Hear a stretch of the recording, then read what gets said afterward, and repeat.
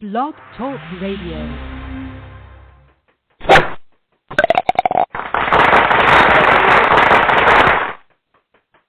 All right, good evening, everybody, and welcome to Golf Talk Live. I'm your host, Ted Odorico.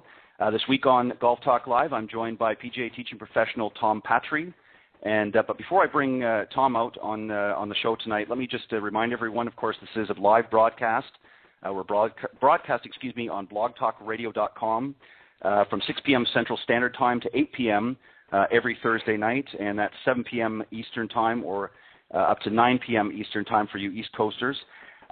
If you want to call into the program during the live broadcast, you can do so by calling area code 646-716-4667. That number again is area code 646-716-4667 if you want to call in and talk to either myself or Tom. You can also email me if you want. If you have questions that you don't want to come on the live broadcast, but you want to email me some questions, you can do so at ted.golftalklive@gmail.com. And while you're surfing around on Facebook, listening to the program, you can certainly visit the Golf Talk Live blog Facebook page and throw a few likes our way. I'd certainly appreciate it. And for those of you that, and thank you, by the way, this past week there's been a number of you that have done that, so I appreciate it. Thank you, as always. I appreciate the support. And for those of you that have been following me on Twitter, again, especially you newer ones, thank you very much for your follows. And you can follow me on Twitter at Ted and Buck CEO. That's Ted and Buck CEO with capital CEO on the end. And for those of you that want to read up on some of the previous guests and some of the books that were on the program, you can do so at the website at golftalkliveblog.com. And don't forget, every Thursday night at 6 p.m. Central Standard Time, we are right here on blogtalkradio.com/golftalklive. I appreciate you guys tuning in. As I mentioned, my special guest tonight is PGA Teaching Professional Tom Patri. And he's been in the business a long, long time. And let me just read you some of his accolades, if you will. In 1981, he was the NCAA Division II national champion. In 1998, he was the Metropolitan PGA Teacher of the Year. 2004, he was the Southwest Florida PGA Teacher of the Year. And in 2006, he was both the South Florida PGA Teacher of the Year and the 2006 Southwest Florida PGA Teacher of the Year. Last year, he was noted as one of the Edwin Watts Golf Top Instructors. And from 2000 to 2013, he was recognized as one of the top 100 teachers in America in Golf Magazine. Welcome to Golf Talk Live, Tom. Teddy, it is a pleasure to be with you tonight. And to all your fans out there, it's just a lot of fun coming on with you. Well, I appreciate it, and boy, I'll tell you, that was a and I didn't even get through them all. I think there was at least another 10 or 15 notable things worth mentioning. But I figure we've only got a 2-hour show here, so I wasn't going to have time to get through them all and get some questions in here too. So, but certainly a great accomplishment. All those lists prove that somebody has really bad judgment out there. No, I find that hard to believe. But no, it's certainly some great accomplishment, and I love, as I've mentioned many times in the program, I love, talking to some of my fellow teaching professionals in the business, and especially somebody that's been in the business as long as you have. You've been in what I think, as I recall, over 30 years now in the business. So you've had a good long career, and still many years to go. And just for those of you, before we get into things here, just to let, and we'll talk about it a little bit more as the program goes on, but just to let some of the listeners know that Tom is the Director of Instruction at Friars Head up in Long Island during the warmer months from May 15th to October 15th. And right now he's down in Naples, Florida, and he's the owner and founder of TP Golf Schools. We'll talk a little bit more about that. And he's down in Naples from the beginning of November back out through May. So he's enjoying some warmer weather now that Naples is getting and helping some great people down there with their golf game. So, Tom, let's get right into it. First up, before we do that, let me just tell the listeners a little bit more about you, what really got you into the game, and where you sort of envision things going from here. Well, I've been in the game, like I said, teaching the game 36 plus years, probably upwards of 60,000 lesson hours. I started as a little kid, as we all did, playing junior golf on the east end of Long Island, and played my college golf in Florida, and played for a living for about 7 full seasons around the world after that, and then started teaching, and really fell in love with it, and never envisioned myself as a teacher or a coach or never thought I had the skill to do something like that, and it's just been a wonderful ride. I'm not. I don't sound. I'm going to sound like doom and gloom, but I'm not very optimistic about where the game is going in the industry. I'm a very old school traditional guy in a lot of sense, and certainly in the Sun Belt, it seems like the tradition of the game has been missed. So many clubs now are run either by management groups or corporations, and it seems like golf has become a little bit sterile in the southeast, and maybe some of the Sun Belt in the Arizona and Southern California area. And I'm coming at this game from a more traditional setting in the Met section in New York, and the Friars heads of the world, and the Wingfoots of the world, and the Baltusrolls of the world, and those kind of places. So, I'm a little bit apprehensive to be optimistic about the business and the way it's changing. I'm more of a traditionalist, and I'm hoping we don't lose that. All right, we're going to talk about that a little bit more. I want to get into that, and we talked a little bit off air, and there's some specific questions that I have in mind that I want. But while we're talking sort of old school, new school, let's talk about something that I know that you had mentioned in some of your notes to me in the last little bit. You wanted to talk about TrackMan sort of versus old school, primarily Tiger versus Hogan. Let's talk about that. I have some thoughts as well on that about the TrackMan, but I'll let you start it off. TrackMan versus old school. What are your thoughts there? Well, listen, the technology today is incredible. It's so neat. It's so sophisticated. It's so detailed. But my question, when you teach the masses day to day, and you and I have been blessed today to teach all kinds of skill levels. I've been fortunate to teach the beginner and then coach the tour player, and certainly, day to day, we teach more of the recreational player and the people at the clubs, and I think that something like TrackMan tends to at times become a little bit of an overload. When Mrs. Smith comes for a golf lesson, she's trying to enjoy golf by hitting the ball up in the air and make it go forward, and maybe she doesn't have much of an athletic background. Is TrackMan really the best venue or vehicle for her? So I feel like I've been doing this long enough that I can watch a ball come off a club face and have a pretty good idea what the student needs on the recreational level. And I understand that TrackMan has an application for maybe the more advanced player. What percentage of our market is that? And I think that nowadays I see a lot of young teachers, and this is probably not going to go over very well for the masses out there, especially if there's any professionals listening, but I see the young teachers hiding behind technology at times, and hiding behind a video camera or hiding behind a TrackMan or some type of a launch monitor. And I don't think their skills are being developed in terms of their eyes and their mind and their creativeness very much when they hide behind those things. And certainly I think there's a place for those things, but I want my young teachers to develop a great eye and a great sense for the game, and I think the game is still played on the golf course. It's not played on the range. It's not played by robots. It's played by human beings, and I'm a little bit frightened by that technology at times. Well, and let me add to this, because I know that there's been some notable individuals out there. Brandel Chambly, I know, has come out very outspoken, much like yourself. And I got to admit, I agree wholeheartedly with what you just said. And let me just give you quickly my perspective on it as well. It's much like if you go back when computers first came out. Computers were really not there to sort of take over, but they were there to sort of enhance and accompany and make certain aspects of our lives a little bit easier. But what's happened is the computer has taken over so much so that most people, certainly maybe not in our generation, but the younger generation, are lost if they don't have that technology there. And I worry, like you do, with the future of the game. I mean, the stats, and I watched, as you did, and we'll talk about that a little bit later, but down at the PGA show this year, of course, there seems to be a lot more technology coming out than there was previous years. And what's happening is, you're right, I think the students and the teachers as well, I've heard some teachers in some of the different golf forums on Facebook and LinkedIn and things, they're getting information overload. And what's happening is, what do you do as a teacher when that equipment is shut off? What happens if you have a power outage? What happens if you have, if you don't understand the very basics of teaching and suddenly that equipment isn't there? What do you tell your students? I'm sorry, the power went out. We can't work on your game today. Yeah, right. And do you know what I'm saying? And I'm all for moving the game forward. I'm all for having this technology there, but it needs to be something that enhances and works alongside the teaching professional and is there, as you said, at a higher level. Certainly the PGA and the LPGA and things like that, these players need to have certain information made available. But as you said, Mrs. Smith, who's just coming out for her weekly lesson or bi-weekly lesson, couldn't give two hoots about how many degrees the club face is open and her swing speed and so on and so forth. She doesn't care about that.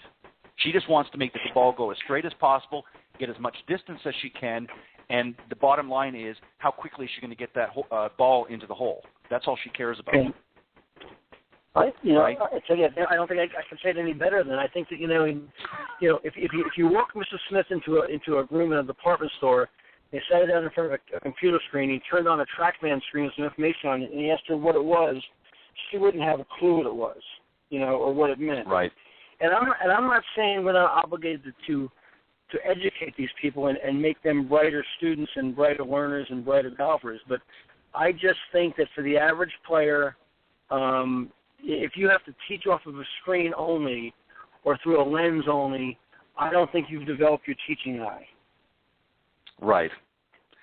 And that is important. That definitely is important because you have to be able to – if you go back in time to some of the earlier teachers that were out there that worked with players such as Nicholas and Hogan and some of the older players and Harvey Pennick, they didn't have this technology there. And I don't want to sound like some old sourpuss that, that just doesn't understand technology. Believe me, I'm on Facebook and Twitter and the different social media on a regular basis. I know how all of that stuff works. I may not be an expert at it, but I know how it all works and how it benefits me as a business person.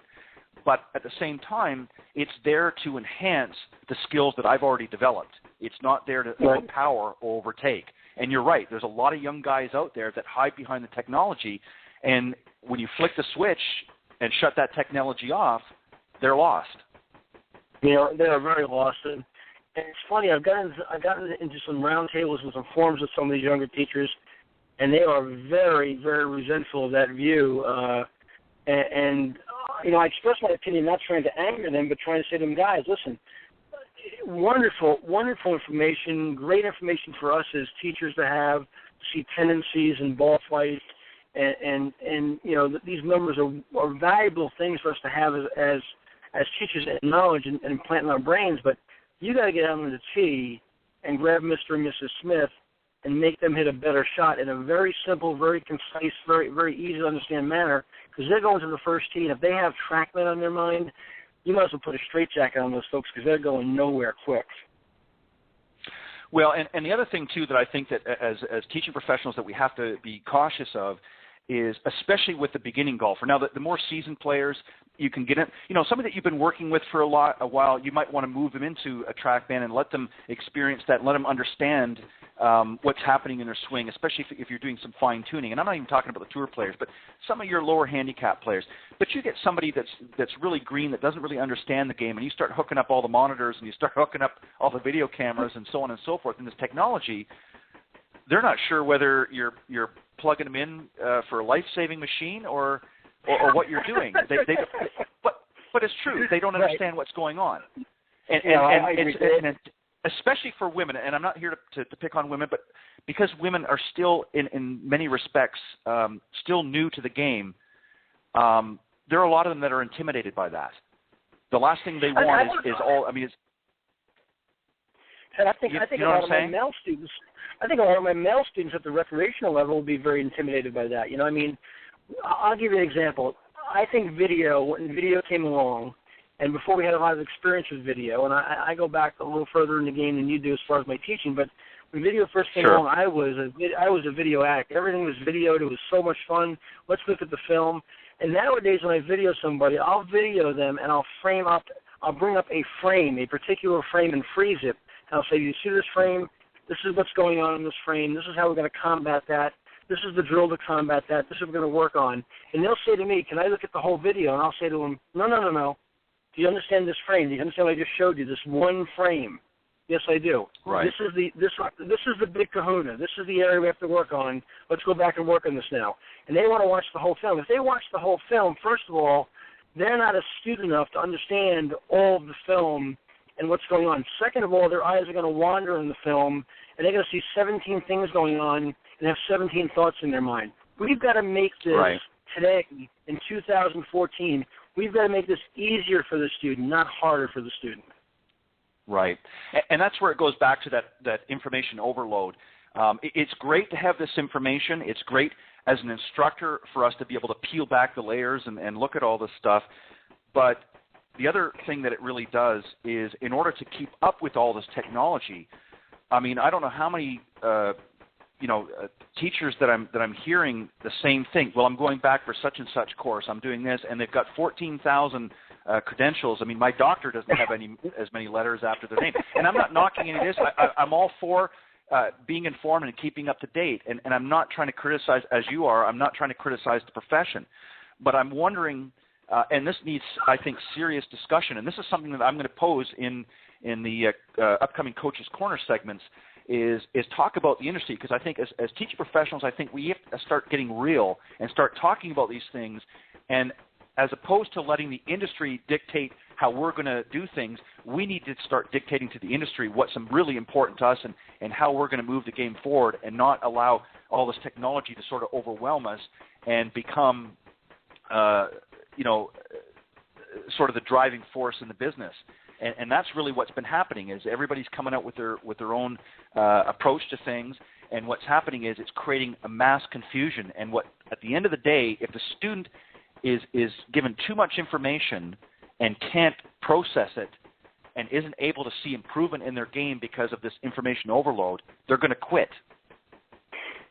And that's what's happening. I agree. I think, listen, do I think all this technology should go away? I don't think it should go away. No. I think it should be used with a lot of care and a lot of concern and a lot of thoughtfulness as to who's standing in front of you, what their skill level is, how much time they have in their life to dedicate to golf, what they're trying to get out of golf, and where they're trying to go with their golf, and then say to ourselves, okay, what do I want to give this guy, and how much can he actually handle? And I think in most cases, in a very high percentage of the cases, they can't handle that much in a biomechanical occurrence that takes less than 2 seconds to occur, okay, in a 30-foot circumference. How much can you process in 2 seconds? I mean, it's just ridiculous. Yeah, and again, I want to just, for the listeners out there, and I've said this before, even about the equipment. I mean, I don't want to get off track here because we're talking about specific things, but even about the equipment that's out there today. Love it. It's great. It's interesting to see what they're able to do with some of the composites and some of the driver heads out there and that. But at the same time, as I've said many, many times in this program, and I'm throwing myself under the bus here, Tom, but one of the biggest criticisms I have in the industry right now, and has been going on for several years, is they keep coming out with these drivers and professing that they're going to get 10, 20, and even as much as 30 extra yards. And the truth of the matter is that might be accomplished by a top player or a top instructor, but the average person out there is not going to yield those types of results if they don't know how to hit the ball properly, if they don't know how to work their swing properly. You can put any piece of equipment in somebody's hand, but if they don't know how to use it properly and understand the basics of the golf swing, they're not going to get 10, 20, or 30 yards. They're not going to get 5 extra yards. So, yeah, and Ted, it's funny. Let me just jump in there. I love what you just said. So I teach for a living. You teach for a living. I am, again, on the technology side, I'm a big fan of some of the great strides we've made in equipment in the last 15 or 20 years, and especially in the last 5 years. I think that when we learn more about launch angles and spin rates, we had some very valuable information given us to there, and we should use it. But I don't understand, and I never will understand, how Mr. Joe Recreation can go spend $650 on a exotic driver and not take a golf lesson. Explain that to me. I don't get that. I will never get that. I don't get how he spends, dollar after dollar after dollar on the latest and the greatest equipment. It's like buying 15 cars and not having a driver's license. I don't understand that. Explain that to me, Ted. I don't know how that works. Well, I'm glad you're. Wait a minute, I'm the host here. I'm supposed to be asking the questions. What are you asking me questions? I'm only kidding. But no, and that was really going to lead me into my next point. The answer is it's as a result of effective marketing. what's happened is the industry, just like many other industries, they've marketed it in such a way that people are under the perception that they don't need to get all these golf lessons. They don't need all this. They just need this latest and greatest device. It's just like the exercise industry. You know, every diet came out, every exercise guru came out and said, if you do this, this, and this, you're going to shed the pounds, you're going to get into, you know, six-pack abs, and it's a lot of bunk. And this is what's happened, unfortunately. And I'm not trying to knock. Listen, I love the manufacturers. I'm the same as you. I love the technology, and I think it's great, and I think there's a lot of strides and there's a lot of movement. But as many of the seasoned players out there, like Nicholas and some of the other ones that have said, same thing with the golf ball, is they've gone to such a degree that there's really no room left. You know, everything's making these promises that they're going to get extra distance. And certainly the ball is going farther. The clubs do yield. I'm not going to say that they don't yield some benefit. There's certainly some game improvement irons and things. But the bottom line is, if you don't know how to put that club face on the ball properly, I don't care what you put in that person's hand. It's not going to get the effect that is being promised. Right. And that's so I'm a big believer in fitted equipment. I'm a big believer in checking your fit on almost a yearly basis as you age and as you move to, you know, through the years of your golf journey. So I'm a big believer in that. But I don't, you know, I say to people all the time, listen, if Tiger Woods thinks he needs Sean Foley by his side checking him constantly, if Phil Mickelson thinks he needs to go see Butch Harmon on a regular basis, explain to me how it is that Mr. Smith, who's a 19 handicap, doesn't need any help. Explain that to me. I don't understand that. Right. Well, and again, it goes back to, and I'm, you know, I've heard a lot of theories on why Tiger's struggling, and number one, here's the number one reason that Tiger has struggled in recent years, and everybody can chime in and give me rhyme or reason. What happened to him a few years ago in his personal life affected him. No ifs, ands, and buts. And anybody that doesn't see that is not living in the real world. You cannot be at that level of a celebrity, of a professional, and go through what he did and not have it affect you. You wouldn't be human otherwise. That's number one. Now, even though he has moved past that in his personal life and he's moving forward, it took something from him. Tiger had the physical game. He's had it for years. He's had the mental game for years. But I think he's a victim of his own information overload. And I'm not knocking Sean. I know he's a great instructor, and I know he's got a lot of great information that he's been giving Tiger. But Tiger didn't need to keep changing his routine and his swing. He had a beautiful swing, down-packed. He had a mental game that really Nicholas is the only one that I know of, you know, living and breathing today that could even come close to what Tiger was doing. And for some reason, he felt he needed to reinvent the wheel. And I think it was a way of him overcoming his personal life by making other changes in his golfing life that has hurt him. And that's just my opinion. Maybe I'm wrong. But is that a question? Is that a question or a statement? Well, it's a statement, but the question is, to me, is he a victim of his own information overload? You know, I've got I've probably got in my home office close to 1,000 hours of golf swing video. You know, if you think about that and break that down, 1,000 hours of golf swing video. A golf swing takes 2 to 3 seconds, depending on what you're looking at. So if you at 2 to 3 seconds, I've got 1,000 hours of golf swings. That's 100 golf swings in 36 years I've watched.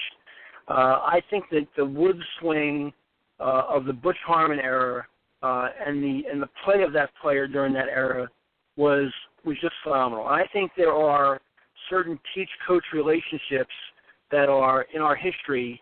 You know, Nicklaus and Grout, Tiger and Harmon, Ledbetter and Faldo, Stuart Maiden and Bobby Jones. I think some of those relationships, if you go back and look at them, those two guys were made for each other. They were on the same page. They thought alike. They philosophized alike. They were perfect for each other. And when you break up one of those relationships that are almost flawless in the teach coach student arena, you break those up. I don't think they're ever really rectified. So I think if you look at Butch and Tiger in the modern era, one of the great relationships, teacher-coach, student relationships of all times, and you break that up, I don't think there's much turning back. That was a real turning point, and I think there's been two turning points in Tiger's career. That was one of them, and the second one was obviously what happened in his personal life. When you have those two kind of occurrences in your journey, it's really hard to be quite the same again. It really is. Yeah. Yeah. And I agree with what some of the experts have said. He's certainly going to continue, I'm sure, to win some tournaments, and he may even get a few more majors. But I really don't think, and I hope he proves me wrong, I don't think that you will ever see, well, I know you'll never see Tiger return to what he once was. Will he get that momentum back? And everyone says, well, he won 5 tournaments last year. He may not have won a major. And yeah, that's true. But at the same time, and I'm not trying to be a Tiger expert here and say I know all of have all the answers, but you cannot have what went through that young man's life not affect you in some way. And like you said, with his relationship with Butch, I agree. And even though he did a lot of great things under Hank Haney's tutelage as well, but and everybody says, well, look what happened with him and Hank. I mean, he had a great ride there as well, and then all of a sudden, and I'm not saying this to knock Sean, but you're right. I think he and Butch developed a certain relationship. They were right on sync and on page, and for whatever reason, he made a change, and in some ways it might have been good, but in other ways it probably wasn't, and it was almost like a domino effect. It sort of has gone, continued on. But Tom, let me ask you this. I want to keep this moving, so we're not getting too much on the technology and that. Let's talk about something else that's equally important. Number one, who's taking lessons and who doesn't take lessons, and why? Well, that's a great question, Ted. I think that I can only speak from my perspective. My wife always says to me, Tom, if there's a nut within 100 miles, he finds you, a golf nut. I tend to attract, Teddy, I guess it's because of my demeanor and my passion, and sometimes people think it's an ego, but I'm very, very passionate, very, very straightforward, very, very black and white. I tend to attract a more serious golfer, and I don't mean serious in terms of handicap level. I mean serious in the respect of, the guy who really wants to work on his game. I mean, I don't care if he's a 30 handicap or a 3 handicap. I tend to get the guy who is going to dive in and really do it and go after it.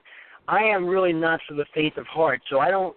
The average club member who takes one lesson a year, he usually is kind of turned off by me because I have this expectation that you imagine this, Teddy, you're supposed to go practice.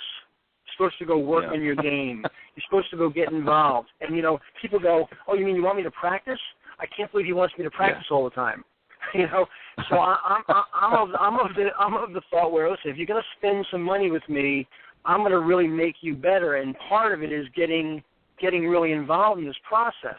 So I tend to attract the more, the more passionate guy, if you will, and some people are really insulted by that sometimes because they get kind of in their grill about it. But who's taking lessons? I think to answer that question really simply, nobody is. I mean, it's if you look at the 25 million golfers or so worldwide, and you look at by percentage how many people take golf lessons on a semi-regular basis, it might be 1% of the golfing population. I still don't understand that, Ted. I don't understand why in our country and in this world globally today, which is so full of great, talented instructors, wonderful golf minds, why so few people who play this game, which is such a difficult game to learn, embrace instruction. If they would embrace instruction the way we want them to, I think the skill level, nationally and globally would be transcended almost instantaneously. I mean, we've got so much teaching talent out there today that's not being used, and it's shameful. It's shameful.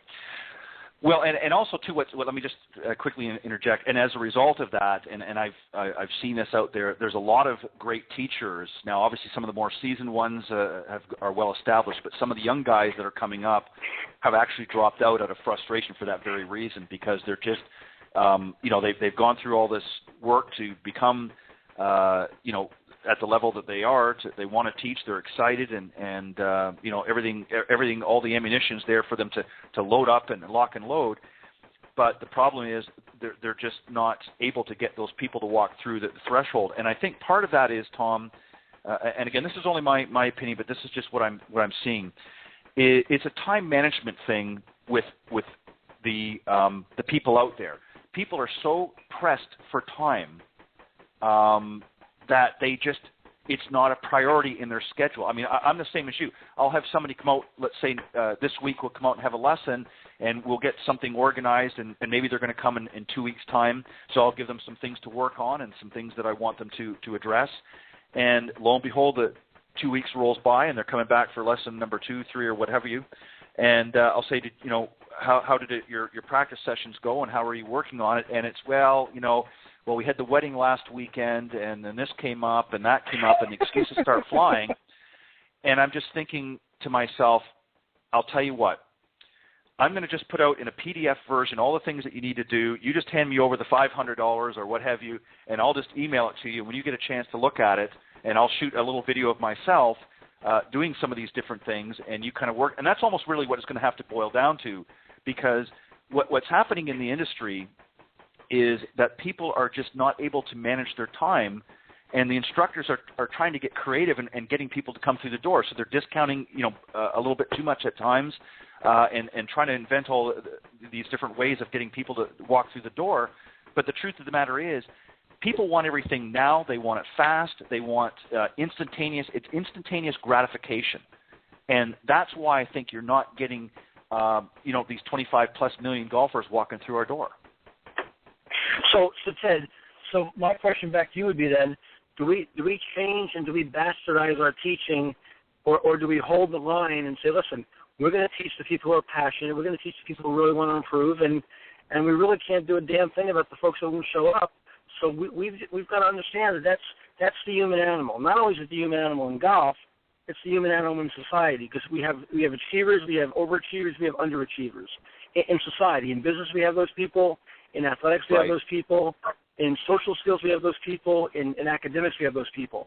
So I've come to the realization, at age 55, 36 years into this journey, that, I used to think I was going to convert the whole world. I was going to lead the whole world into the ark and save. And guess what? It's not going to happen. It's just not going to happen. No. So I used to go home with headaches and feel bad that, I couldn't get Mr. Smith to buy into this concept. I don't do that anymore. I know who's in front of me now. I understand who they are 30 seconds after they get there, and just talking to them just a little bit. I've become pretty good as a psychologist and psychiatrist in diagnosing who my student is and how he kind of operates.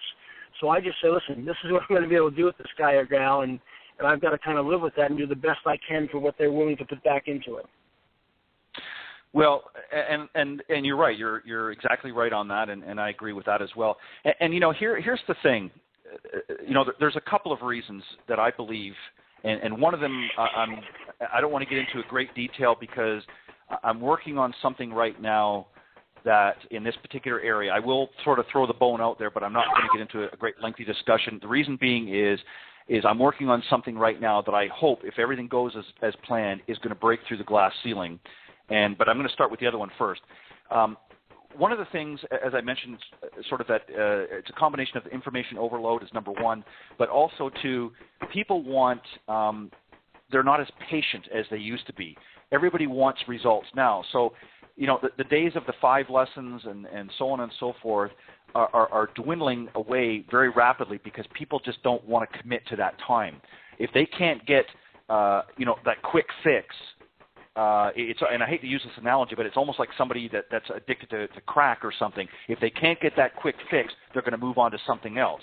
And this is what's happening in the golf industry is everybody's fighting for the same 1% or maybe even 2% in there, and they're coming at them with so much ammunition that people get confused and overwhelmed by it. And then on top of that, they're not seeing the results they should be because they're getting bombarded with too much information instead of just keeping it as simple. It goes back, and this is something that you've heard as I'm sure growing up, and I have, is that old adage, the KISS, and basically keep it simple, stupid. And what's happening is we're not doing that in this industry any longer. We're making it so difficult and challenging that half the people in this industry don't even know what the heck they're doing. And I'm not trying to be mean about that, but it's true because they're getting so much information. They're trying to stay on top of everything, but at the same time, they're not able to effectively articulate that to the person at the other end. And that's why you have Mrs. Smith going home scratching her head thinking, what did I just spend $150 on?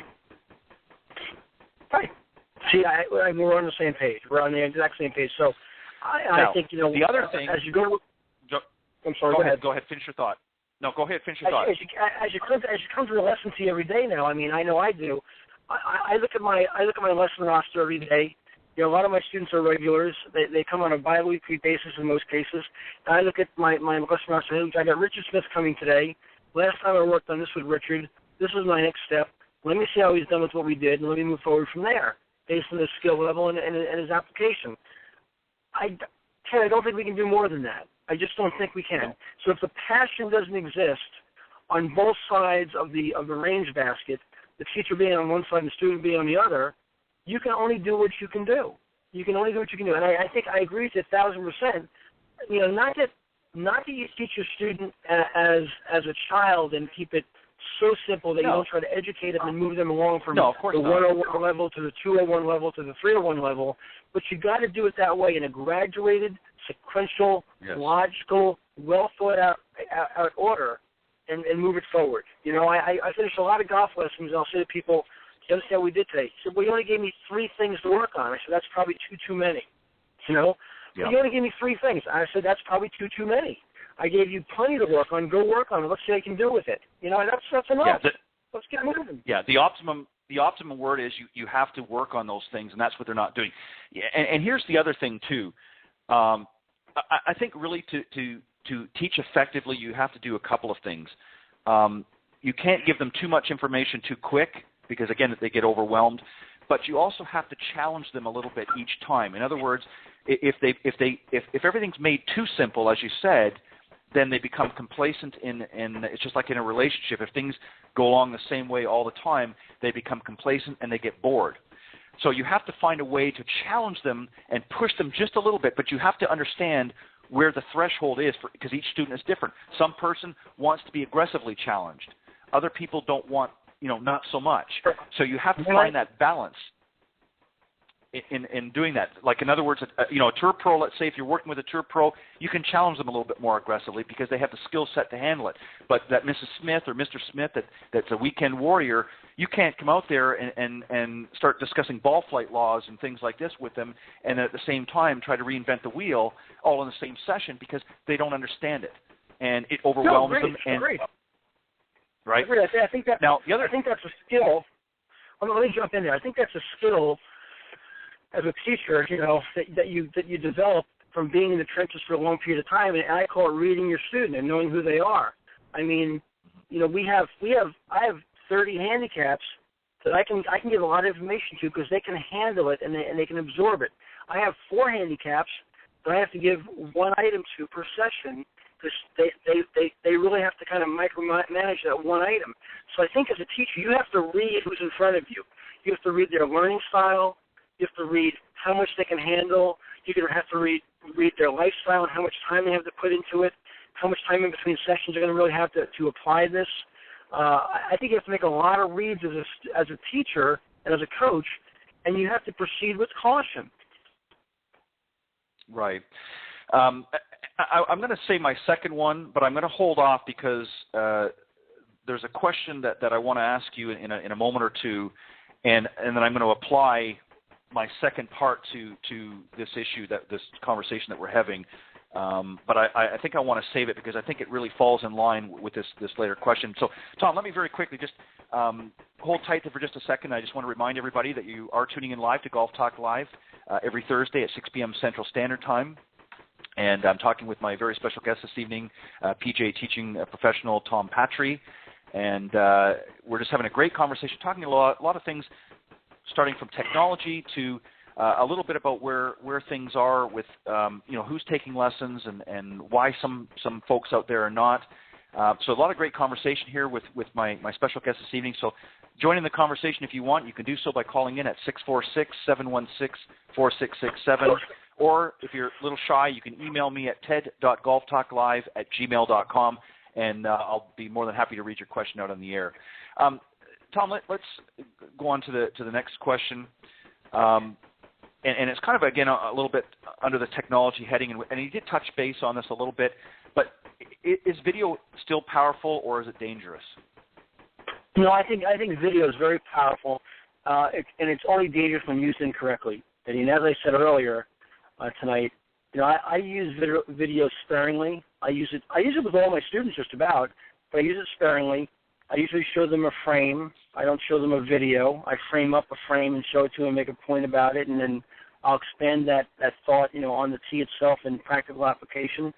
I think that video is a real skill on the teaching side. I think we overused it. Right. When it first came on the scene, we all were so gung-ho with video that everything is video. I think we use it. I think we overuse it at times. I'm very careful with my video to not do that anymore. I still love it as a tool. I'll take some video on the tee at times and not show the student at all, and take it home that night and look at it and say to myself things like, I had Ted out for a golf lesson today. I videoed his swing. I know what I told him today. Did I miss anything? What did I miss? Should I have done it differently? Should I come at him differently? So I try to educate myself in the evenings watching my video from that day, saying, what did I miss today? What could I have done better? How could I communicate that better? I try to make myself better as a communicator. So it's a teaching tool. It's a teaching tool even for me to review my film each night and say, how could I have done this better today? And you're right, and it's really twofold. It's a great teaching tool for as an instructor, for us to, as you said, to learn where we can improve. But it's really, I've always looked at video as not so much from the perspective of what can I show the student and let them see. I mean, obviously that's important, but what can I learn from what the student is doing, and how can I then take that information and relay it? Because really, there's two types of students out there. I mean, there's variations on each, but essentially there are some people who are visual learners, and there are others that you can basically just tell them what to do and they'll do it. The video has certainly helped very strongly for the visual learner. I'm a visual learner. You can talk until you're blue in the face and say, okay, Ted, do this and tuck this in here and throw that up there. And obviously I've been in the business long enough, I understand it at this point. But, earlier on when I was just a youngster learning the game, I had a very difficult time. But when those that sort of worked with me, mainly my father, when he sort of stood there and showed me what it was I was doing wrong and let me see that, hence, now fast forward it several years and we've got the video now, that's where it works well for me as a player, is being able to see what it is I'm doing wrong, as opposed to somebody there talking for 10 minutes and trying to explain. So it's been a very powerful tool in that aspect, but it's also a powerful tool for the teacher themselves to be able to see what not only the student's doing, but seeing what they're doing or not doing correctly in helping that student. So it has a double fold, if you will. I agree. Go ahead. I agree. I think that it's terrific. I mean, I do a lot of online instruction. I have a V1 branded academy that I use, and I've got 150 odd people right now, Ted, that I'm teaching that I've never met in my life, that I've never actually made physical contact with. And it's been so much fun for me, because now in this meeting, when I open a piece of film, I have to be very clear and concise about what I'm saying to this person. I have to be careful not to overteach, because it's easy, because you want to feel like you want to give them the information because you're not really talking to them for an hour. But it's been so much fun, and it's made me a better communicator, that V1 branded academy. What a great tool that is. So that part of it's been a lot of fun for me. Yeah, and that's kind of how I feel as well. And I don't want to sound, that I'm just sort of going along with the fold because you're my guest. But I agree with a lot of what you've said and how you've answered things. And I'm kind of that old school mentality as well. And again, I love the technology, and I love how everything's able to help in that. But I'm a firm believer in giving the information that my student is going to need and effectively be able to use. And if they're not able to absorb it, and it's almost like to throw an analogy out there, it's almost like taking a vitamin, let's say vitamin C. There comes a point in time when your body has absorbed all it can use, and the rest of it comes out, so to speak. And that's where you have to be careful. It's a balancing act as a teaching professional, that you have to understand with each of your students how much they're going to be able to absorb. And the only way you can do that is to really as you say, get to know them and have a conversation with them and sort of analyze not just physically what they're doing, but analyze their learning capacity. And you have to be able to do that effectively. And I don't care what equipment you're using out there. You can't do that with a piece of equipment. Right. And I think that goes back to another thing. Like, to get away from video for just a second, you know, people come to me all the time and say, hey, I want to take golf lessons, I want to take golf lessons, I want to take golf lessons. So that's great. Let's sit down and see what, you know, what your time constraints are like and what your practice schedule is like and how much golf you play. And they say, well, I want to come twice a week. And I go, twice a week? I said, no, that's not going to happen. They go, why? I said, well, because I think that you need about 2 to 3 weeks between sessions to have enough time to absorb what I'm about to tell you today, to go work on it, to have enough reps under your belt to come back with enough feedback for us to move forward. They go, no, I want to come every week. I said, you're not coming every week. It's not going to happen. And they go, but are you turning the money down? I said, I'm not turning any money down. I'm just telling you that I'm not Jesse James. I'm a golf pro. And I know that you need some time in between sessions to get this done correctly and to be making real progress. So I space my lessons out with people 2 to 3 weeks, and I want them to go and work on their golf game. Yeah, it's funny, you know, I can remember going back years ago, and I remember somebody saying to me, well, you know, I'm on vacation for the next couple of weeks, I'm on holidays from work, and I want to, you know, take 5 lessons. And I thought to myself, well, wait a minute, you've got 2 weeks vacation, so there's going to be some family time in there, which is understandable, and you want to cram 5 lessons in. And the next thing out of their mouth was, well, do you think we can squeeze them in this week? And, you know, in the first week, and I thought to myself, you're going to take 5 golf lessons, you're not going to have any time to practice in between the lessons, and what do you hope to accomplish? Well, I just want to improve my game. I want to, you know, in the usual malarkey. And I just basically said no. And there was a sort of stunned look on their face, and I said, I would be doing myself a disservice. I mean, I'd love to have the money, but at the same time, I want you to take something away from these lessons, and you're not going to do that by cramming, 5 lessons in the next 24 hours and expect to see results if you're not going to put forth the time and effort to work on the fundamentals that you're going to be taught. And understand, and you know, I think you know where that goes. I think you're 1,000% correct. I think this is not a cram session. This is a marathon. It's not a sprint. Okay, this is a journey. Right. It's a 4-year college curriculum with maybe graduate school to follow. I mean, this is a process. You know, and I don't think people understand that. Right. Well, here's something that people need to understand, and for those of you, my audience listening out there, and especially any of you fellow teaching pros, something that you have to understand, and this is what we have to get across to the students, but for you students out there that are listening, here's something that you have to understand. You may not want to be looking to get on the next tour, and you're certainly maybe not looking to maybe even win the next club championship. You just want to improve your game. But take a look at the guys that are in that level. They didn't get there overnight. It was years of a natural progression and years of hard work, just like going through college, hard work, lots of study, lots of practice, and that's how they got to that level. And if you expect to improve your game, you've got to take the same attitude. You've got to be willing to let the teacher explain the lesson for that particular day, and then you need to go and let it absorb a little bit, and then work on some of the fundamentals and some of the basics that you've been taught. And then as it progresses through, it's a journey. It's a life journey. And if you're trying to wrap it up in the next 60 seconds, it ain't going to happen. Yeah, it's amazing. It goes back to what you said earlier, Ted, about instant gratification. You know, I think we used to go into the fast food, McDonald's. We're ready for Chinese takeout. We're looking for TV dinner or flip channels on the TV that's now HD. Where the whole society is instant gratification, and I think when you look back at and I think I'm going to really get in trouble now.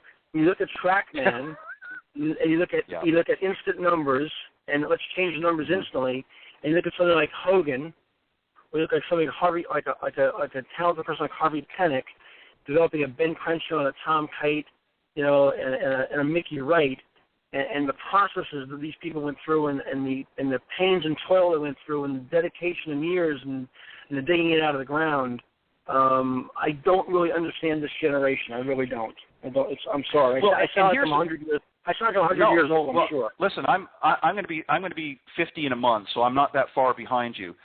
But to give you an example, Tiger's no exception to the rule. Tiger didn't grow up on TrackMan and all of the latest technology. Tiger worked much like many of the previous seasoned golfers out there. He worked from a very early age. He had instructors and people around him. His father, of course, worked very closely with him as well over time. But he sought the proper professional instruction at a very early age and taught him to understand not only how to play the ball and how to hit the ball, and I know I'm using a word that's taboo in this industry, to hit the ball, but people understand what I'm talking about, but essentially taught him how to swing the club, but more importantly, taught him how to play the game. And right. That's something else that's missing as well, is people are not understanding how to truly play the game. And if you look, that's why we don't have the winners that we do. Now, every week there's somebody different winning on the PGA Tour, the LPGA, and so on and so forth. But that's why there's nobody dominating anymore, because everybody's so hardwired and got their USB cables plugged into their forehead, downloading all this information, and they're not. If you look at Tiger right now, and you look back again, I keep referencing back to Butch, and you look at him during the Butch era. Butch did use some video with him, but how many times did you turn on TV and you sort of cut away to Tiger on the range with Butch standing behind him, just watching him hit balls? You didn't see a video camera in Butch's hands. You didn't see a TrackMan lying on the ground next to Butch. You saw Butch communicating to Tiger what he wanted him to feel and sense in his golf swing. And now you fast forward to Sean Foley and Tiger, and there's always a video camera, and there's always some kind of device there, and always this, and always looking at pictures. And I got to tell you, I think he played a little bit better with Butch. I don't know about how you feel, but I think Butch did a better job with him, and he had better results. Yeah. Now, I understand some things have happened in his life. I understand it's a different period in his life. I understand he's not as young anymore. But, Butch did a pretty nice job communicating as one human being to another, as a coach to a student, making a point and having a student respond. Yeah. And I agree. And much like you had articulated earlier with other players like Nick Faldo working with David Ledbetter, and I hate to use this analogy, but when that sort of relationship severed, and I understand Nick, was getting a little bit older there, but his game essentially went south. I mean, I'm sure he's still a great player, but when he was working with Ledbetter, there was just a chemistry. I mean, Nick's name was, I believe it was El Foldo, before he became a great player, and it was because he was not able to really close the deal in his earlier parts of his career. When he started to work with David Ledbetter, he retooled, revamped, and worked his swing to a point that he was the number one player in the world. He won back-to-back Masters, plus British Open and so on, and he was, one of the most sought-after players, of his time.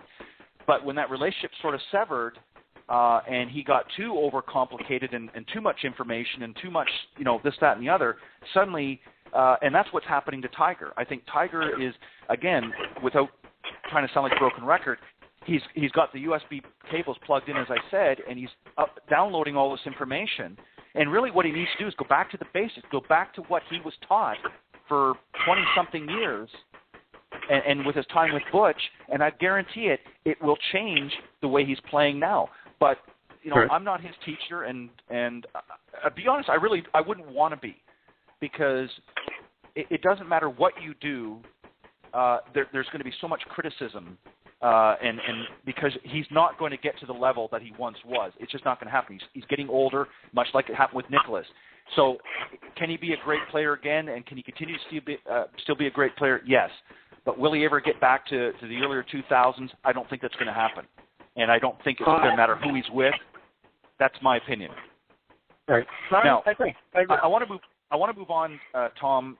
As I mentioned a little while back, there was one other point that I wanted to make when we were talking about who's taking lessons and not. And it really goes to, we've already sort of led into the state of golf. It was something else that you want to talk about, is where's the state of golf today?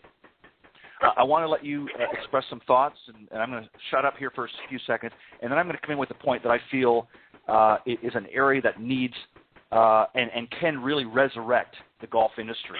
And people, I don't want to make it sound like the golf industry is dying, but this, I think, can change it around literally in overnight and break that glass ceiling that I talked about. So tell me your views on the state of golf, where you see it going and where you see it at right now. Okay, Ted. Well, I'm going to use Naples, Florida as a microcosm of this statement, but Naples, Florida is kind of like golf paradise. There's 81 clubs in Naples, Florida. Okay, and I'm going to be a little bit off here. I'm going to get close, so don't jump on my case about these numbers. But about 75 of these 81 clubs in Naples, Florida, are private or resort. So only 5 or 6 of them are public. Out of those 5 or 6 that are public, 3 of them aren't even playable. I wouldn't go with my dog and play golf there. Okay, so right. Here's a community that has 6 high schools in it. 6 high schools in the community. Actually, that's not true. Probably 9 high schools, including the privates. And a guy comes into town, or a guy moves to town, and he can't afford to join a club. So now, where's he going to go play golf? At one of these 2 or 3 dog tracks that have 4 practice facilities. The private clubs that do exist are strangling each other because there's not enough bodies to fill and pay the bill. We're severely overbuilt. And then we have a situation in town. We have a beautiful lady who runs our First Tee program here in Southwest Florida, and all she wants to do is find 40 acres to build a First Tee facility on. She's got 1,300 kids, 1,300 children in her First Tee program, and she doesn't have a facility. Nobody will give her the use of their facility. She has to rotate these kids from 4 and 5 and 6 and 7 facilities because they won't give them access. There's something wrong with that picture, Ted. There's something wrong with that picture. So we don't get it. We just don't get it. We need public access. We need affordable golf. How about a city like Naples, Florida that has, listen, it's a fairly affluent community. It's a fairly affluent government structure. Why wouldn't they build a municipal 54-hole facility with a practice facility? They would kill it. They'd fill it tomorrow with our retired community, our young professionals, our people who can't afford to play golf, our junior golfers. That facility would be a hit overnight. If you put a Bethpage Black or Bethpage State Park type complex in Collier County, Florida, where Naples is, you would have an absolute home run. Why doesn't it get done? Yep. Because private golf drives this industry right now, and that's wrong. We need to make golf affordable and available to the public. Yeah, let me tell you what's happening in the private sector. Number one, and then I'm going to throw in my 2 cents here. What's happening, and I've gotten a lot of feedback from other teaching pros that are working at private facilities, and I'm not saying this is a blanket statement, but this is certainly something that's been happening. There's been a lot of them, of course, that have struggled over the years. I can remember back in the early 1990s when we were hit with our earlier recession. I remember back up in Canada, of course, those of you tuning into the program know I'm originally from Canada. A lot of the private members, clubs, were steadfast and hard. They wouldn't flinch one iota. When the recession hit and some of the old guard, as it were starting to I hate to use this analogy, but kick the bucket, and or were pulling their assets out, a lot of these courses were on the verge of bankruptcy. So what a lot of them had to start doing was flipping over temporarily to a semi-private facility in order to get new, fresh blood in there. The problem is the private club, believe it or not, is going to start to dwindle very rapidly. It's already happening right now, and for a couple of reasons. Number one, the business executive today has too many other options out there made available. I'm not saying it's not going to happen, but the majority of them don't want to belong to one specific club any longer. They don't want to put that infusion of cash. They can travel to some of the best resorts around the world and have a better experience than they can at most of the private clubs in this country. And I'm not knocking it. I think the private clubs are great, and there's a market for that as well. But I think that their time is going to come and go very rapidly if they're not careful and they don't start moving up with the times. That's number one. Number two, I'm going to inject in another thought here. And I've had a lot of feedback, and I talked about breaking through the glass, and that's something that I'm going to be doing here in the next couple of months with a new program that I'm launching. I'll talk about it a little bit later. I don't want to get into too much right now on this program, but is women. 50 to 51% of the population are women. And the golf industry still, to this day in 2014, is not aggressively going after that market. There are still clubs in 2014, Tom, that are still restricting play for even their women members. That's got to change. There are teaching professionals who have been in as long as you and I have that are wanting to teach and don't get the same kind of access. It's an area, and I know that I'm going to get criticism for this, and I'll be honest, I don't care. The industry has stagnated. It started picking up momentum 20 years ago, and for some reason it seems to be ratcheting back. And a lot of people might say, what are you talking about? The LPGA is bigger and better now than it was, and so on. So there are a lot of women in the golf industry that are unhappy with the way the industry is going because it's going down a path where they are not being utilized as effectively. And I can give you a million reasons why, just from feedback I'm getting. And I can guarantee you that if the powers that be started focusing their efforts towards women of golf, I will guarantee you they could revitalize this entire industry. Because a lot of women want to play.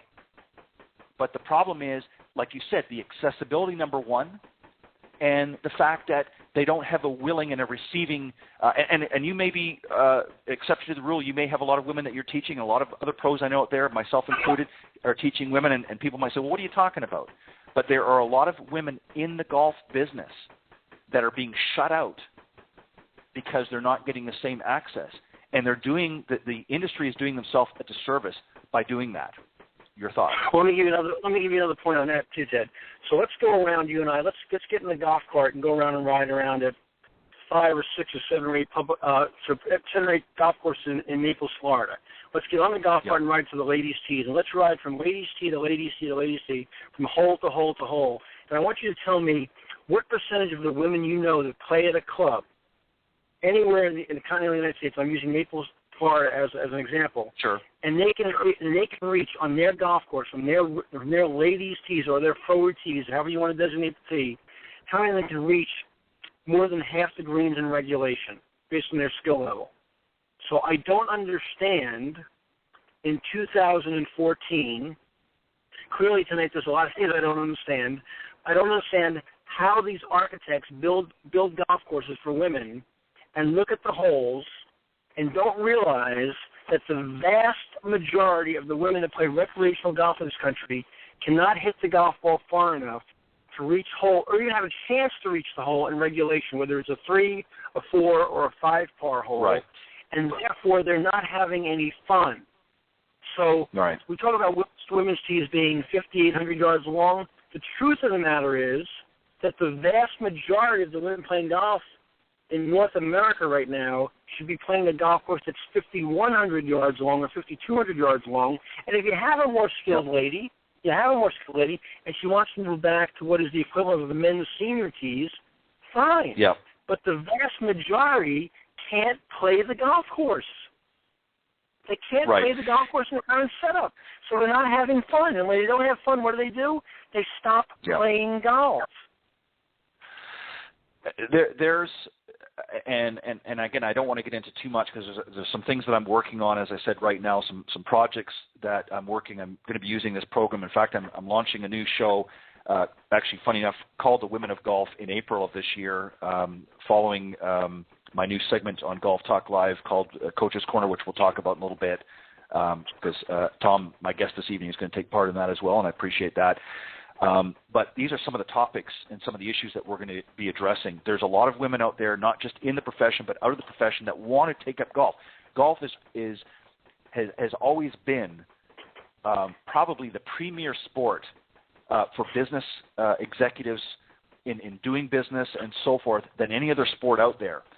And there are a lot of women professionals, business owners, business executives that are getting into the golf business that want to play, but there's lack of accessibility, even at a high level, even high-level executives. I mean, and again, I'm not trying to attack any one specific course, but it's how many years have gone by, and finally Augusta National has opened their doors, but it's taken somebody who was the Secretary of State in order to get into that club. And I'm not trying to, I mean, I love Augusta National, I love the tradition and so on, but there's a prime example of the game not moving forward.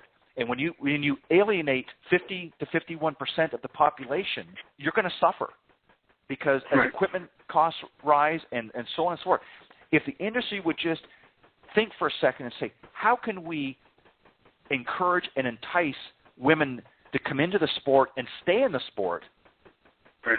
I'm telling you, because in every household, and it may be in yours, I know it's certainly in most men out there, women purchase, on average, 90 to 97% of all purchases that go into a household. So if you think that you can't motivate women to get into golf and to make purchases and to buy out of the pro shops and to buy equipment and to go out and play, it's not because they don't have the money. It's they're not incentivized to do so. Right. They're not welcome. They're not welcomed into the club. Yeah, I'm kind of proud. I'm kind of proud of the fact that the club I teach at during the summer, which is a very high-end private facility. It's a beautiful place. We have several female members that are not, the husbands are not the members. The females are the members of the club, and I think we're pretty proud of that. And we have some women that are very passionate about their golf, and it's fun to see that. But I think you're right. I think nationally, we've got to get women to understand that they can come out to the club, they can feel comfortable at the club, they can play golf at the club and feel comfortable. So many of my women say, we got to play so fast, and I'm all for fast play. I'm all for fast play. We got to play so fast because the men are behind us. No, you have to play golf at a good, comfortable pace, and you're entitled to be out here just like anybody else. They're not trying to play fast to play fast. They're trying to play fast because they're intimidated in that atmosphere. They need to be made to feel comfortable at the club, and they're not being made comfortable at the club. Well, and here's something else too and again, I don't want to get into a long, drawn-out conversation about it because these are things that we're going to be covering in the new program and that. But there's also something too that the industry is missing the boat on. And as teaching professionals, we're all in some way, shape, or form guilty of this. But to give you an example, it's been well documented, particularly in recent times, that men and women learn differently. One's not better than the other. They're just different. The problem is the profession has a one-size-fits-all mentality that women should learn the same way as men. That's not how they learn. Women are more interested in different parts of the game than what men are. Men are, obviously, the testosterone gets going. They want to grip it and rip it like a John Daly. Not that they don't want to work on other aspects of the game. As they mature, they smarten up and say, hey, you know what, my 100 yards in is more important than how far I hit the stick. But what happens is women learn the other way. Women are more interested and more comfortable learning about chipping and pitching and putting and that sort of thing. They want to hit the driver and they want to do well and hit it from the fairway, but they're more interested in the scoring end and how to make it a more pleasurable experience. So they learn differently. The problem is that there are a lot of men teachers out there that are trying to teach them the same way as their men students are. And the problem is the women are not receiving that message. There's a lot of great female instructors out there that are trying to break through that glass, if you will, and are having a tough time because the industry has put it to them that only the men can teach a certain way, and the women are sort of being shortchanged. And women themselves will tell you they feel more comfortable because of the way it's been packaged, taking instruction from a man. And I'm not saying that we should divvy it up and say, okay, women can only get taught from women and men can only get taught, but the women need to have a better exposure in the business and in the golf community in order to invite and encourage more women to want to play. And it needs to be an open door policy and not a standoff policy. Okay, we'll let you in partway through the door, but we're going to put up some roadblocks to let you all the way in. And once those walls are taken down, you've now brought in 50 to 51% of the population. And if you think that those ladies can't shop in a pro shop, you get some good lady buyers in those pro shops, and you're not going to be able to keep the stuff on the shelves. Because I agree. Listen, I think the bottom line, Ted, is listen. You're right. It's a huge sector of the population. It's a huge sector of the population that spends money, that makes purchases. Some of the deficiencies are we have not embraced those people. We have not made those people feel comfortable. We have not approached them in the right manner, and we need to think about that if we're going to grow the game. It's exactly right, Tom. Let's move on. We're we're kind of on the same page here. I think we understand one another, and I think we both have some great points that we've made here. But I want to, you know, as we talked about, and Tom, for those of you that are just tuning in, Tom said, you know, feel free to throw the kitchen sink at him. So I'm going to do that. And so, Tom, we're going to have a little bit of fun here as well along the way. So here comes the kitchen sink.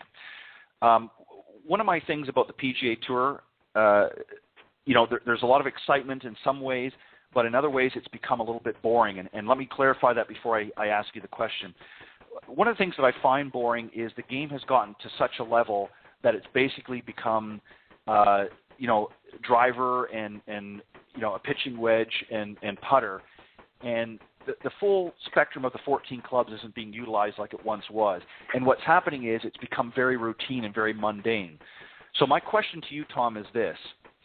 If you were the commish, as it were, of the PGA Tour, what would you do to change to kind of spark things up? What would you do? What adjustments would you make, if any, to make it a little bit more interesting on the PGA Tour? Well, I think when you look at course setup out there, you know, Ted, I think one of the things you see the course setup is make it longer, make it longer, make it longer, make it longer.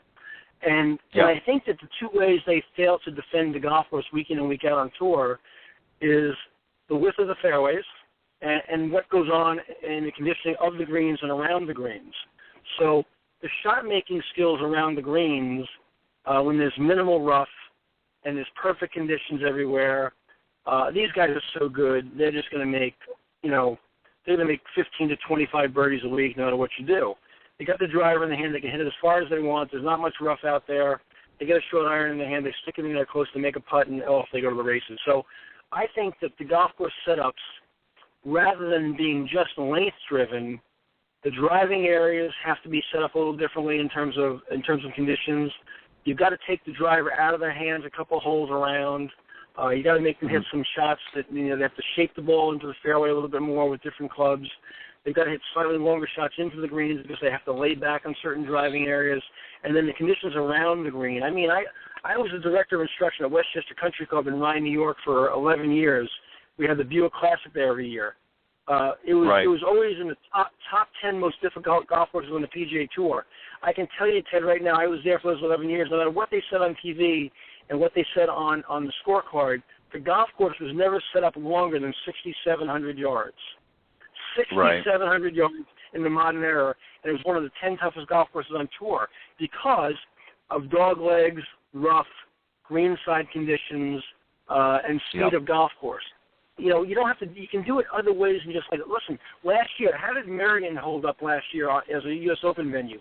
We were told that they were going to actually riddle Marion with birdies. It didn't work out that way, did it?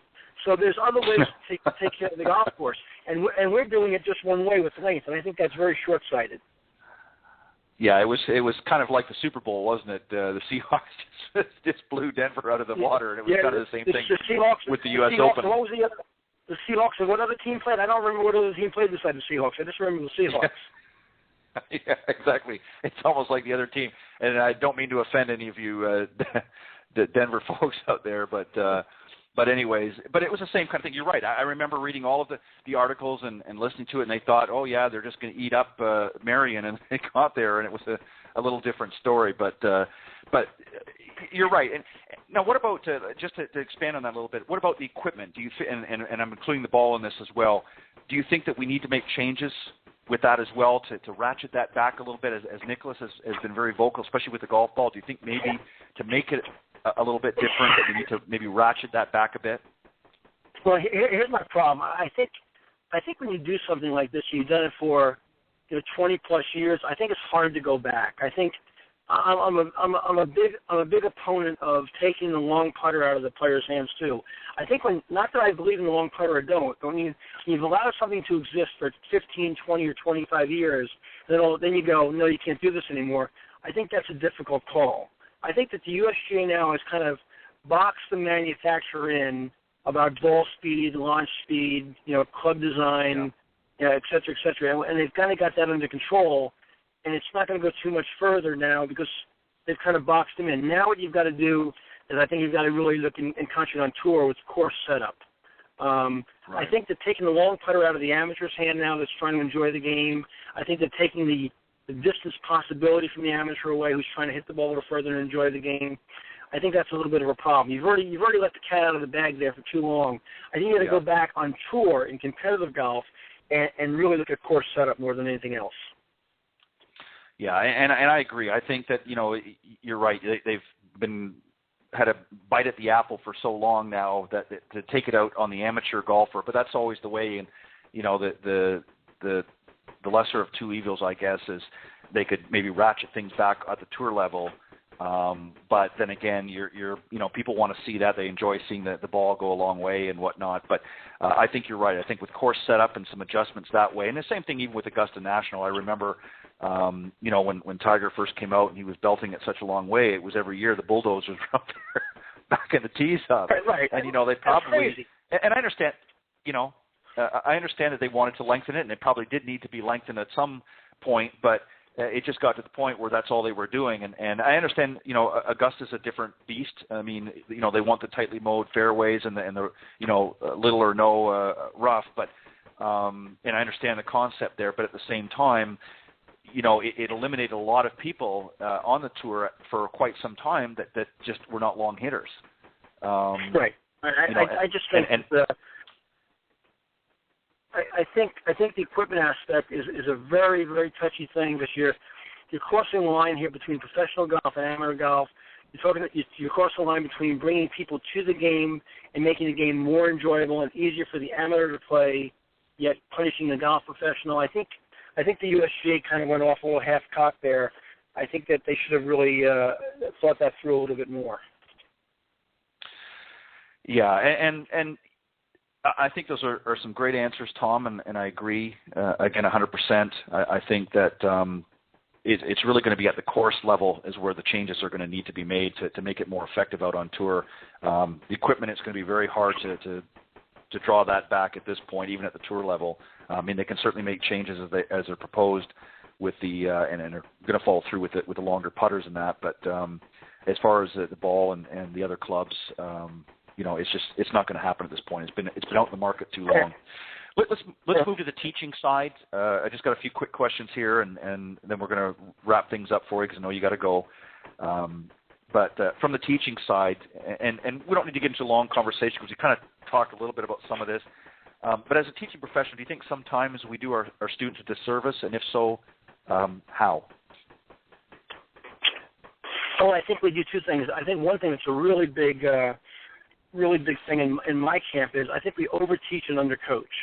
Number one, I think we were X's and O's. Run the practice tee, run the video camera. I like to spend a lot more time whenever I can on the golf course with my students, playing golf, teaching them how to play golf, not play golf swing. I think we have to spend more time on the golf course with our students. Number one, and I think that's a big deal. I don't think we coach enough. I don't think we play the game enough. I think we play too much video camera, too much X's and O's. So I think that's the biggest single disservice, Teddy. I think we have to get on the golf course with our people more and teach them how to play the game. Exactly. And that sort of falls into really the follow-up question I had was, how can we improve? And you've pretty much answered that. But let me ask you this one last question as far as the teaching end, and then I've got something you wanted to bring out about something that happened or that you saw down at the PGA show this year. But my last question on the teaching end of it, and this is kind of an interesting question. This is where we're really going to throw you under the sink here. When you're working with a difficult student, and you can throw your own analogy in there with what you consider difficult. But let's say you've got a difficult student. Maybe they're not getting it, or maybe they're just fighting the system. Do we abandon ship and send them off packing with cookies and a glass of milk and a little pat on the behind, or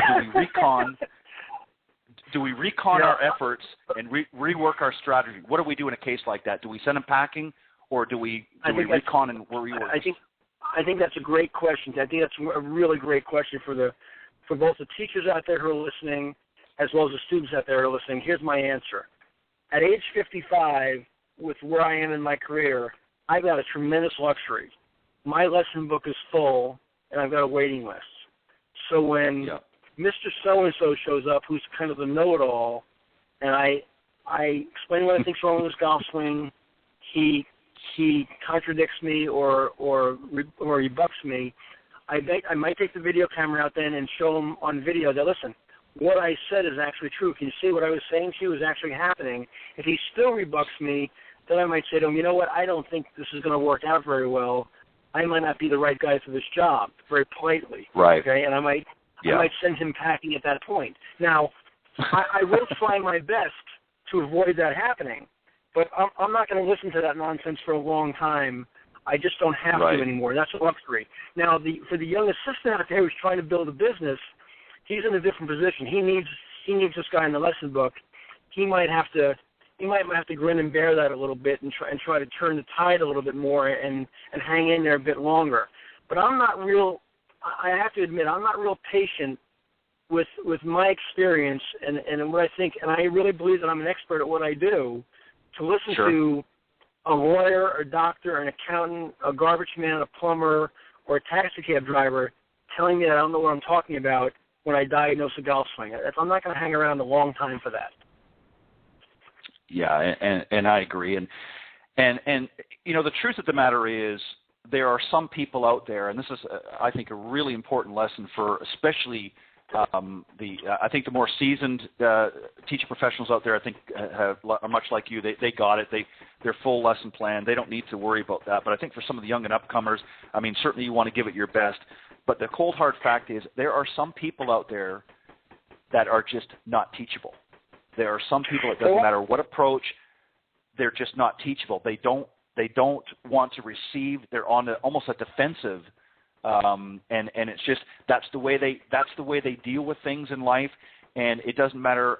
You might 1 in a million instructors might have the right combination of words or phrases that might open that door, but it's not likely because I've come across this as well. There are some people, it doesn't matter what you do, how many backflips you do, or how many times you stand on your head. There are just some people that will not receive what it is that you're saying, and I've had people go to other teachers and come back.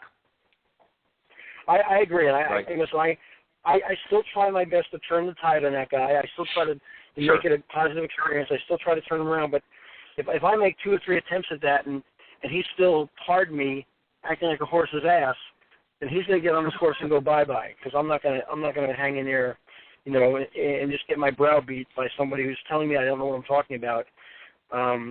He can go back to his law office and practice law. You know, that's fine. Yeah.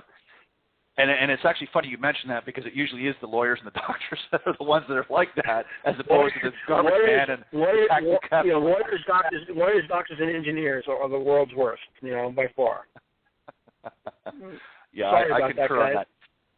No, that's the truth. I've been I could tell you a million stories, but we obviously don't have the time. But one of these days we'll have to get together and I'll share some interesting ones along that line.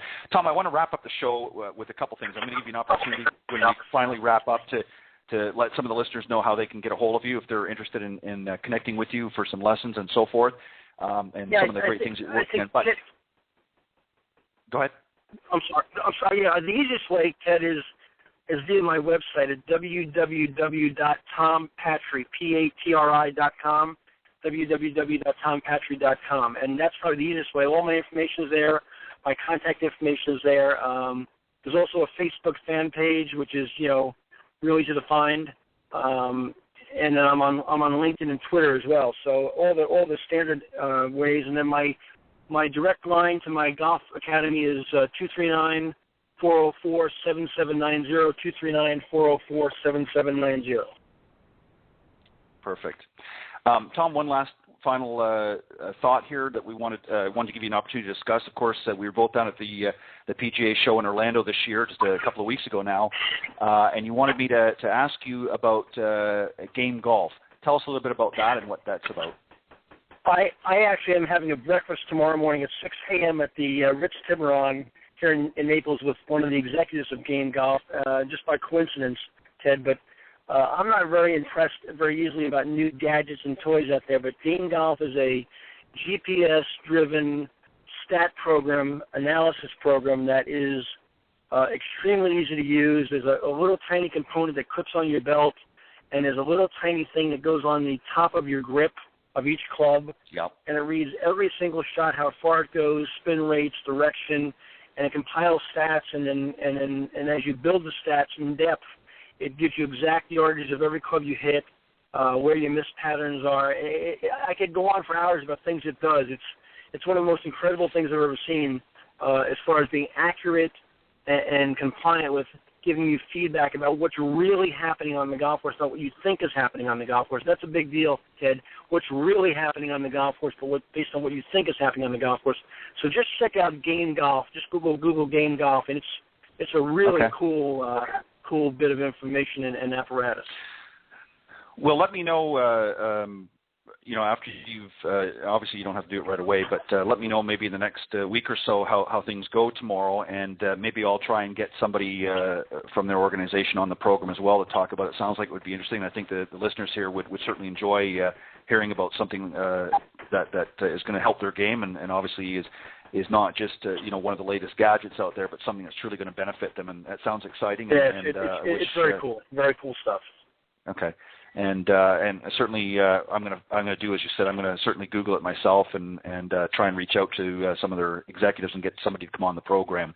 Tom, I want to thank first off, I want to thank you for coming on Golf Talk Live this evening. I had a great time. We had some great conversation. I think we understand what this is a great game that we're both part of, and I know it's going to continue to grow. And I know that we've got a lot of hard work out there.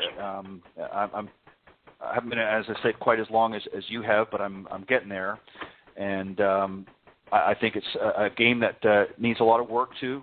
It's a lifelong journey. It's not something that's going to happen overnight, and there's a lot of things that we talked about tonight here that should give some of our listeners pause for thought and say, yeah, you know what, maybe we need to focus more on that end.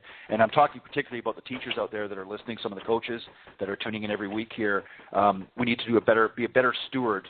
We're doing a great job in many ways, but there's some areas that are lacking, and we need to do that. So, Tom, I want to thank you for coming on tonight and sharing some of those thoughts. And for those of you out there that that maybe don't agree with what Tom and I are talking about, you can gather your pitchforks and torches, and Tom is going to be in Naples, Florida, for the next few months here. So you can go and visit him at the Quarry in North Naples and air your grievances there.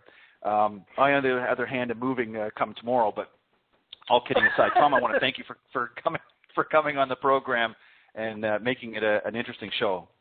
And Ted, let me say this: I think what you do by doing this program and educating the people out there is a wonderful thing, and certainly we should be grateful to you for letting us come on and express our views and giving us this forum. You're doing a great service to the golf community, and I appreciate being on your show. Well, you know what, Tom, as I've said, I appreciate that. Thank you very much. As I've said many times right from the get-go, the real purpose of this Golf Talk Live program, and the reason why I started it a little while back was, we all enjoy certainly watching things happen and unfold on the Golf Channel and some of the other networks like ESPN Golf and so forth. But their purpose in life, if you will, is really to focus on the tours and the top 1% in the business, the tour players, and rightly so. I didn't see the point or vision in trying to compete with that by regurgitating the same information.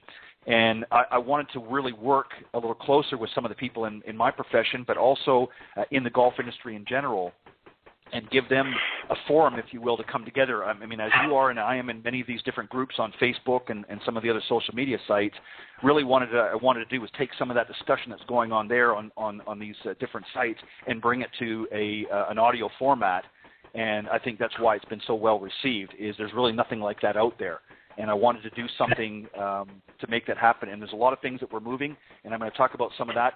Tom's going to be coming back here in actually 1 month from tonight. He's going to be coming back on a new segment, which I'm going to talk about in a minute here, called Coach's Corner, where we're going to get a little bit feisty on the program, get another couple of pros on as well, and create a great panel each and every week here on Golf Talk Live, and have some great questions for the panel. And we want you guys to get involved out there as well. So, Tom, again, thank you for coming on Golf Talk Live. I appreciate it, for you giving me all this extra time, and you're welcome to come back anytime and talk golf. Ted, thanks a lot. Nice being with you tonight, and I hope I talk to you soon. All right, you too. Take care. Thank you. Bye-bye. Bye. Okay. Once again, my guest this evening was none other than PGA Teaching Professional Tom Patri. And Tom has literally a long list of accomplishments and just a great steward of the game, and has just a wealth of knowledge, and has certainly done his students well, and has done this industry well. And I'm certainly feel honored, as I am every week, to have a guest of his caliber on the program. And I hope that he will continue to come back many, many more times. And as we talked about here just a second ago, he is going to be coming back on 1 month from tonight, which is March the 6th. And he's going to help me and the other teaching professionals that are going to be on that evening. And just to let you know who's coming on the first Coach's Corner, that's going to be our inaugural show on March the 6th. Tom Patri is going to be here. Gary Ochino is going to be here. And Chuck Evans is going to be joining us the first panel on March 6th on Coach's Corner here on Golf Talk Live. So you want to make sure you tune in, get your questions fired up and ready to go. Call into the program if you want. If you want to talk live to the panel, you can do so by calling area code 646-716-4667, or you can email questions to the panel ahead of time if you want. We'll read them out live on the air. You can send them to questions.golftalklive@gmail.com. Make sure that you include your contact information and where you're writing us from, so that we can read that out in the air. Of course, I'm not going to read out your contact information, but I want to have that information on hand so that we may have some giveaways, give-outs and that along the way for some of you that participate.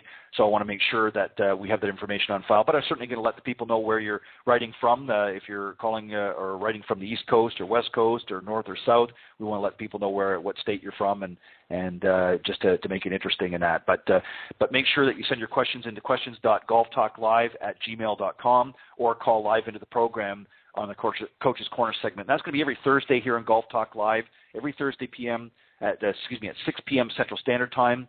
That's 7 p.m. Eastern Standard Time for you East Coasters, as I said earlier. And it's going to run the first hour of Golf Talk Live. And then after that, of course, I'll have another guest to talk to and interview as the show progresses. But that's something that's going to be coming up here in a month from now. Also, coming in April of 2004, I talked a little bit about this with Tom. A little something, as I've mentioned here the last few weeks for the ladies.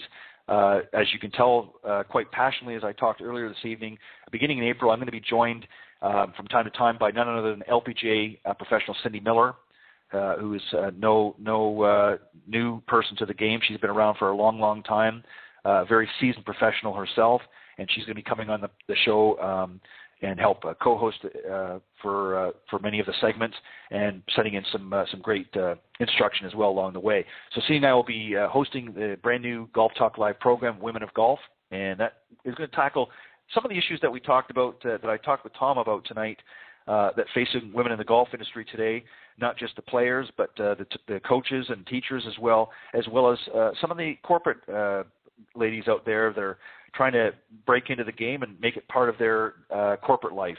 We want to talk about that. We want to talk about the health and fitness end of golf for the ladies, and also the accessibility and lack thereof, to some of the courses I mentioned earlier in the program. We're going to talk really with some of the people from some of the ladies, from some of the best players on the LPGA Tour, as well as women, as I said, in the corporate world, and some of the great ladies in instruction. They're going to be joining me here on the Women of Golf. And that's going to be, now I don't have the exact date, but I'm moving forward with it anyhow. I'll have the date by next show for sure, but it's going to be on Tuesdays. That program is going to air on Tuesdays, and I believe it's going to be in the morning. I'll give you the exact date and time when the first show is going to begin, but that's going to be a weekly program as well. We're going to have some great guests lined up. I've got a special surprise for you, the very first show, but that's going to be in April of this year here on the Golf Talk Live's new benchmark program, the Women of Golf. So you want to make sure that you stay tuned for that, especially the ladies out there. You're going to have a great time tuning in each week for that. And that's going to be on Tuesdays beginning in April. I'll have, as I said, the exact date and the time once we have that finalized. That'll be for sure next week.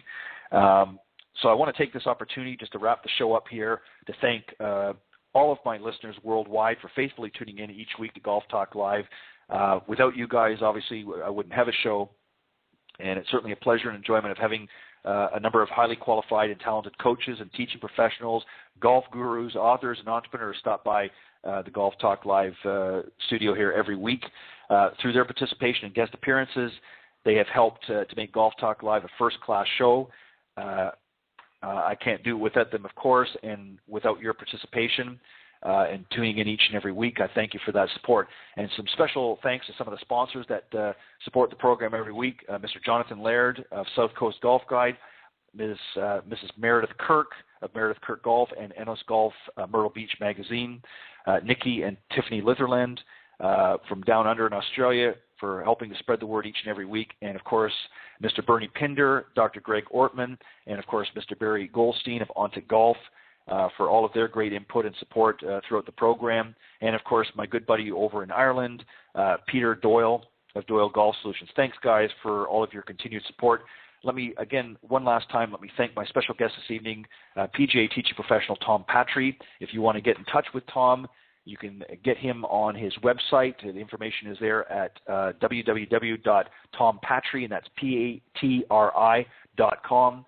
His information is there, and I strongly recommend that you give Tom a call or email, and they get in touch. He's certainly going to help you with your game. And just a super guy to have on the show. I'm glad I was able to get him on here. And as I said, he'll be joining me next month on March the 6th for our first inaugural Coaches Corner. So make sure you guys, you tune in for that. And I really want to get your participation on that program. I think it's going to be a great success. And I know a lot of people are excited about waiting for this to come out.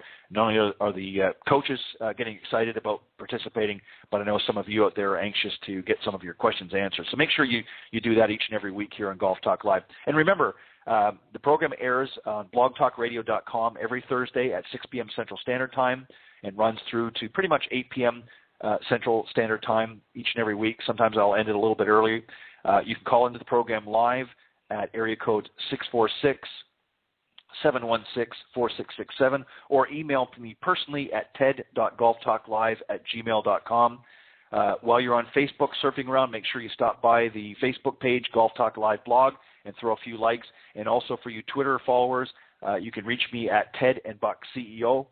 And also make sure that you take time to visit the Golf Talk Live blog /website at golftalkliveblog.com. Make sure you check out some of the great books that have been on the program and some of the great instructors and teaching professionals that have been on Golf Talk Live as well. We're going to continue to move the program forward in the weeks and months ahead. We've got some great guests coming up, and I want you to continue to help spread the word. I think it's a great, as Tom had mentioned here, I appreciate his kind words. I think it's a great service that I'm doing here for a lot of the people in the business, and I think for you folks out there that are tuning in each week, and I appreciate you guys doing that and all your continued support. I want you guys to have a great weekend. Get out there. For those of you that have been taking some lessons, as Tom indicated, you're not going to improve if you're not out there practicing what you've been taught. So make sure you get out there when you're taking lessons from your teacher pro. Make sure you go out there and put it to good use and get out there and practice the fundamentals that he or she are teaching you. There's a lot of great PGA and LPGA and also, like myself, members of the United States Golf Teachers Federation, some great instructors out there. So make sure that you visit your local teaching professional and get some lessons and make sure that you listen and follow their instruction carefully. And I promise you, you're going to be a much better golfer as a result. Thanks, guys, for tuning in to Golf Talk Live. I will see you next Thursday with another great guest here on blogtalkradio.com. Thanks, everybody. Have a great weekend, and I will see you next week here at 6 p.m. Central Standard Time right here on Golf Talk Live. God bless.